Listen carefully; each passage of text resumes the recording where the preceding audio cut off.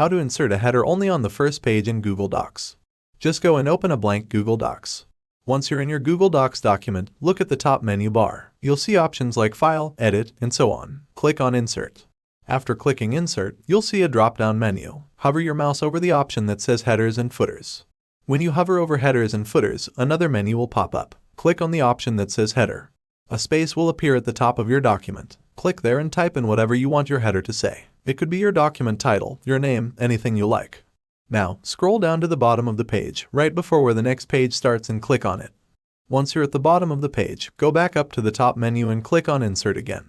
After clicking Insert, hover your mouse over the option that says Break. Another menu will appear when you hover over Break. Click on the option that says Section Break. Now, scroll to the top of the next page. Double-click on the header area to open it up.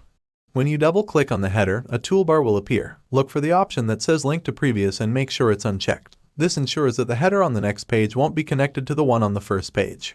That's it. You've successfully inserted a header only on the first page of your Google Docs document.